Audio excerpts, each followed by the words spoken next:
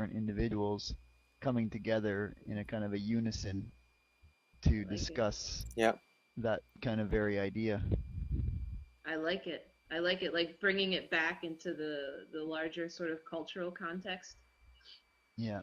Yeah, and you know what I really like about that is Andrew Cohen always says that sort of the potentials that we see and talk about and are trying to actualize don't actually mean anything until you live up to them. You know, you can't just say, "See, look, there's this glorious, awesome future possible." You have to actually do it, and hmm.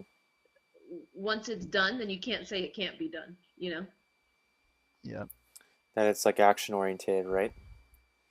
Yeah, And then it's absolutely. No, continuously yeah, action oriented. yeah. It's results oriented, not just Yeah, action oriented. Because action oriented, you can yeah, sort of spin your wheels. You know?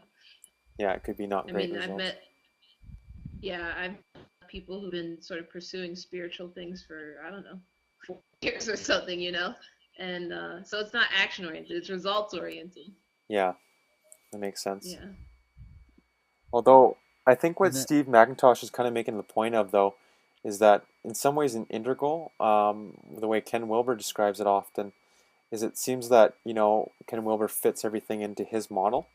And I think that Mm-hmm. sometimes he's not always transparent or as objective as I think a lot of us would like to believe, because it seems like a lot of developmentalists aren't necessarily speaking, when usually when they were doing studies, I think this is the way I understand it, is that they were doing studies that they thought that that was the actual development of the person, not just that it was just one aspect of development. So I think that's one main point that Macintosh is making, is that Wilbur can kind of categorize things in these certain lines, but that isn't necessarily as clear as or as descriptive of what these developmentalists were actually doing and that the research was conducted under. Um, right. so I'm wondering though if it, because it seems like it's a very clear and clean theory, the lines of development. And I think Emily, you brought this up before. It does seem like there will be further developments with with regards to the self and how we understand that. Um, so Yeah. Yeah, and actually, you know what this is bringing up is just the idea that we can talk about these things in these sort of objective terms.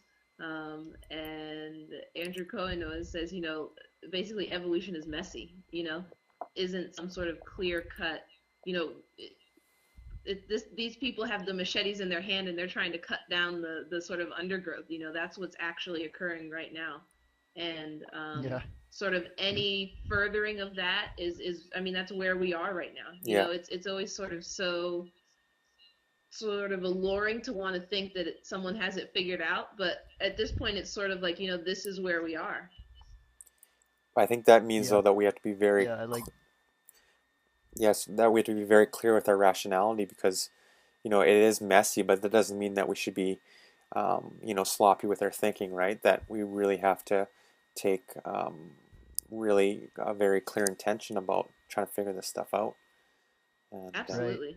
Absolutely. Or yeah, or making a mess out there. I mean, it can be messy, but yeah, if our intentions are clear and our hearts are pure, then that mess can dissolve into some kind of beauty and right action and right delivery. I Yeah, I like right that. delivery. I like that. I like the sense of the moral obligation too, right? Because usually when we think about philosophy, right, we at least in our postmodern era, it's very much like it's just a luxury, right? It's just something that we think about, and it's just kind of like all these ideas passed around. But I think with the evolutionary and integral crowd, your philosophical viewpoint is like fundamental to your perception of life and to us moving forward as a culture. So I think it's key, right? So I think we need to really figure this stuff out because it's central, right?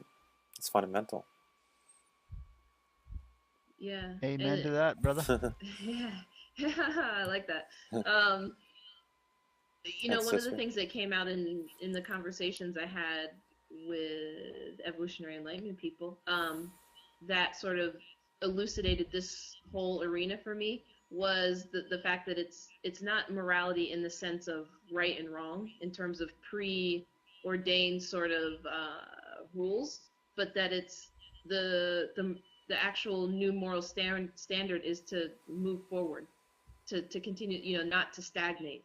And I think that that's an important distinction, because if you just Yeah. talk about morality to anyone, really, they're going to think of right and wrong. Whereas Yeah. this morality is a morality to further the process Yeah. and to like you said, right action to actualize these potentials.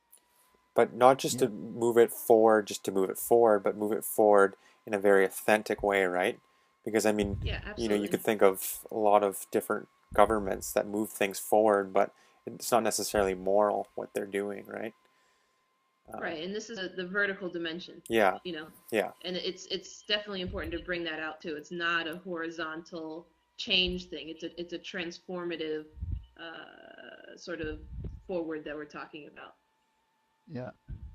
hmm. So we can requote Shakespeare and say, to grow or not to grow, that is the question. Aha, I Yeah, like it. I like it. Traditional Shakespeare, new Shakespeare. Yeah. that's good. Okay, Evolutionary Shakespeare. There we are. all right. Well, should we end on that note? Yeah. Yeah. Are there any last thoughts you guys have, or Keep evolving. okay? Well, great. So we'll Upward. post this to, and hopefully we'll get some responses, and yeah. All right. Cool. Right on. Lots of love. Yeah, Okay, it's well. been a pleasure.